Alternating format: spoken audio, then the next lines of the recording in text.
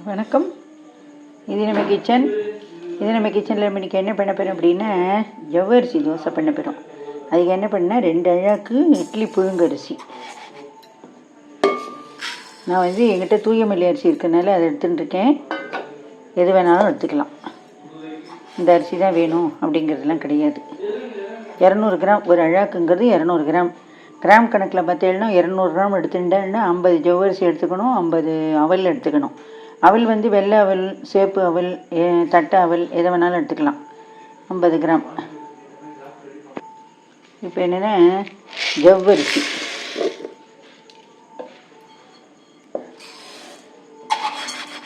ஜவ்வரிசியும் 100 gram. ஏன்னா நான் 2 அழாக்கு எடுத்துட்டுருக்கேன். 400 gram அரிசி எடுத்துட்டுருக்கேன்.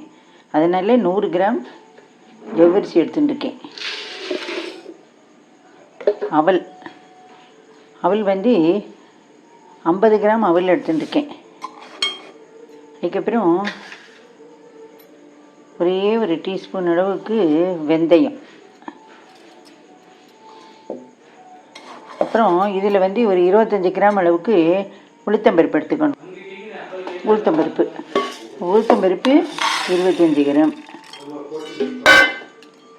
இந்த பத்தையில் 25 கிராமுக்கு உளுத்தம்பருப்பு இதை எடுத்துட்டாச்சு. இப்போது இது நாளையும் நல்லா அலம்பிட்டு 2-3 வாட்டி வாஷ் பண்ணி அலம்பிட்டு நைட் ஃபுல்லாக ஊற வச்சுட்டு காலம்பரையேருந்து அரைச்சி வச்சுட்டேன்னாக்க மாவு நல்லா பொங்கி வந்துடும். நான் நைட்டுக்கு ஜவ்வரிசி தோசை சூப்பராக பட்டாக வாக்கலாம். இல்லை அப்படின்னா இது காலம்பரை ஊற வச்சேன்னா சாயங்காலம் அரைங்கும். சாயங்காலம் அரைச்சேன்னா நைட்டு ஃபுல்லாக மாவு பொங்கிடும். மறுநாள் காலம்பரை வாக்கலாம். ஸோ மாவு அரைச்சி 3 மணி நேரம் ஊறணும்.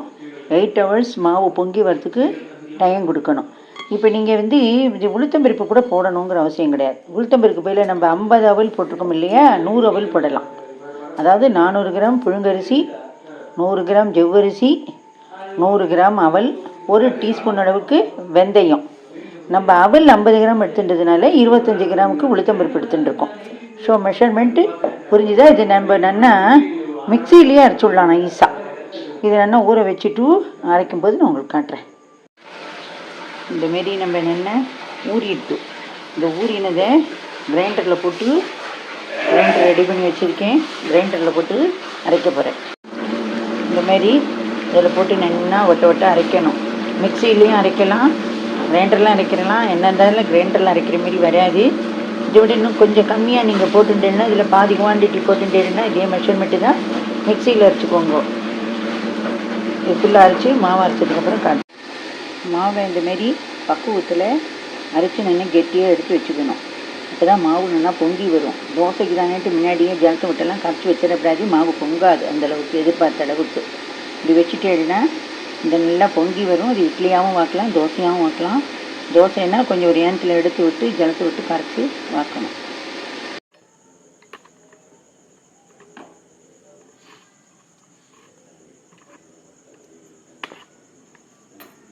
இப்போ நம்ம ஜவ்வரிசி தோசைக்கு மாவு அரைச்சி வச்சுருந்ததில் மேல் மாவை எடுத்து இட்லி வாத்தாச்சு.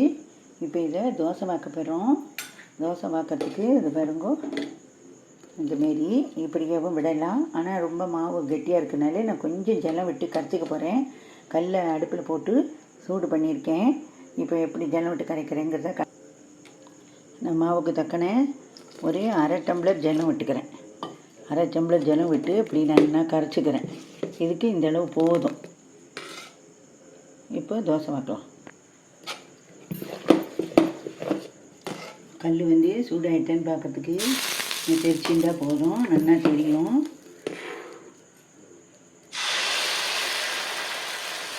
ஜலம் விடாமல் கரைச்சி அப்படியே வாக்கிறனால வாக்கலாம். கொஞ்சம் குண்டாக ஊத்தப்ப மாரி வாக்கணும்.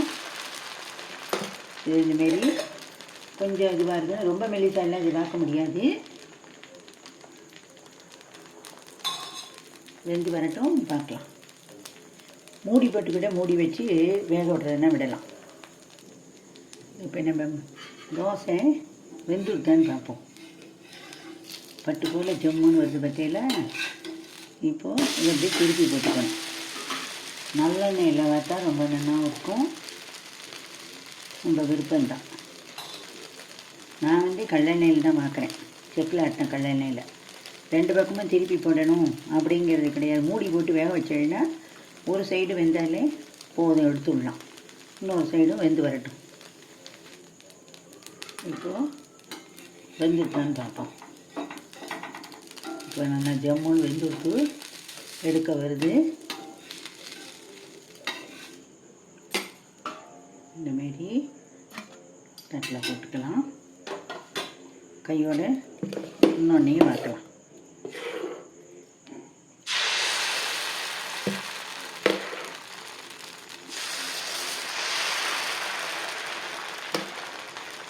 மீடியம் ஃப்ளேமில் வச்சு வாருவோம். சப்போஸ் உங்களுக்கு கொஞ்சம் விண்டு வர மாரி இருந்ததுன்னா நீங்கள் ஜலம் கூட விட்டுட்டேன்னு அர்த்தம். அதனால் பார்த்துட்டு திட்டமாக விட்டுண்டு வாக்கணும். மூடி இருந்ததுன்னா மூடியை போட்டு மூடி வச்சுட்டு வாக்கலாம். இதேமாரியும் வாக்கலாம். இதுக்கு தொட்டுக்கிறதுக்கு தேங்காய் சட்னி, தக்காளி சட்னி, சாம்பார், மோர் குழம்பு, மோர் கூட்டு எது வேணாலும் தொட்டுக்கலாம். தொட்டுக்கிறதுல எந்த விதமான ஒரு பிரச்சனையும் கிடையாது. இது ஜவ்வரிசி ரொம்ப ஹெல்த்துக்கு ரொம்ப நல்லது. வயிற்றுக்கு அவ்வளோ நல்லது. வயிற்றுக்கு குளுமை, வயிற்றுக்கு ரொம்ப நல்லது. வயிற்று புண்ணாற்றும், வயிற்றுக்கு ரொம்ப குளுமை. இந்த வயிற்றெரிச்சல், அல்சர் இருக்கிறவா, வயிறு புண்ணு இருக்கிறவா, இதில் வயிறு ப்ராப்ளம் இருக்கிறவாள்லாம் இது சாப்பிட்லாம். கொஞ்சம் வேகத்துக்கு லேட் ஆகும். ஏன்னா கொஞ்சம் ஒரு மீடியம் ஃப்ளேமில் வச்சு தான் எடுக்கணும்.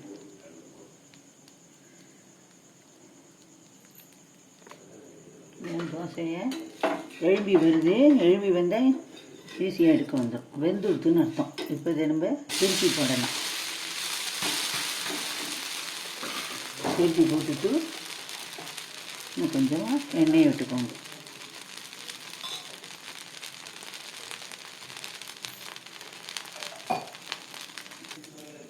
இப்போ நம்ம தோசை ரெடி ஆகிட்டு ஈஸியாக எடுத்துருங்கோ. எடுத்துட்டு எப்படி போட்டு